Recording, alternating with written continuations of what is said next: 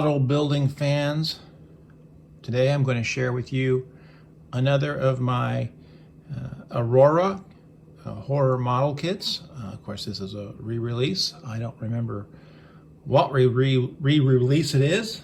It's been put out by several different companies over the year, but it's based on the original Aurora kits. This is one, the Phantom of the Opera, a terrific kit. Of course, as always, I had to do something unique with mine. I wanted to do something that I would enjoy, and I kind of changed the Phantom a little bit to be like the Joker from that movie a few years ago with Joaquin Phoenix. So I'll bring him up here and show it to him. You can see there the mask is actually the clown makeup from that film. The face itself is pretty much the same as the Lon Chaney Phantom of the Opera, of course, who is the classic look of the Phantom of the Opera. Of course, the Phantom of the Opera is always, I guess it's a horror film, but it's a little bit more than that. It's very interesting how the Phantom becomes the Phantom. I did okay with this. As I look at it right now, there are some things I wish I had done differently. There are some things I could have done to bring out some more of the details, certainly on the clothing, and I should have done that, but I did not. I did a very nice job on the mask.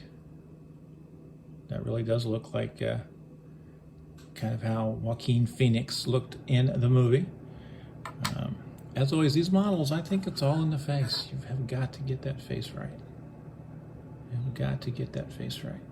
So I had some problem with the paint. I bought some paint at a hardware store. It was the brand of the hardware store, and it didn't go on properly, so it's a little thicker than I would like it to be. As some of you know, I do not airbrush.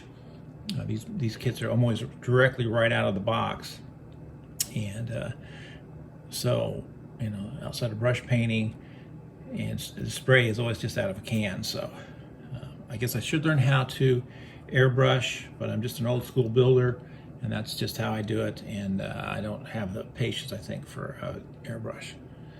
I like that guy down there in the little prison thing, though I do not remember that guy in any of the movie versions of Phantom of the Opera. I have seen him. I did a good job on the shoes. He had on I think those are wingtip shoes. Is that what they call them? So I made the shoes kind of like the scene from the movie. This is basically the scene of the movie where the Joker's dancing on those steps, when he's dancing on the steps. So I was thinking about gluing the mask on his face. That might have been interesting, but I didn't do that. So this is basically the scene of the Joker dancing on the steps in the movie, if you remember that. And it's a movie I enjoyed quite a lot, though I do not believe it's canon in my view as far as the Batman character goes. Some of the backstory stuff was a little bit much. And the director of the film says that the Joker character is not a reliable narrator. So anything the Joker says should be taken with a grain of salt if it is true or not. So it's a film that is not for children, that's for sure. It's a hard R-rated film. Of course, they're doing a sequel right now that I think is a musical. It's got Lady Gaga in it, so maybe after that comes out, I'll find a model kit where I can do Harley Quinn. But this is my take on the Phantom of the Opera. It's a fun kit. Again, this is a kit that anybody can build if you can handle the glue. You can put this together and do a lot with it. It comes with a cape. I did not use the cape because the Joker did not wear a cape in the movie. So, but it does come with a cape, and it's just a terrific model kit to build. I didn't do anything really special with it. It's just paint. I wasn't happy with this, and I see a little mistake down here I really should have corrected. I don't like the paint on the yellow on the vest. I should have fixed that, but I didn't. I built it a couple of years ago, and they're not perfect. I still give this model kit an A. I mean, just the idea of it and what I was able to do with it is fantastic. As always, I'm not a master model builder. If you go online and look this model kit up, you'll find master model builders who have done some spectacular things with it. But I like that in model building there's all kinds of different levels, and there's room for everybody. So there's room for people like me, and there's room for the master model builders as well.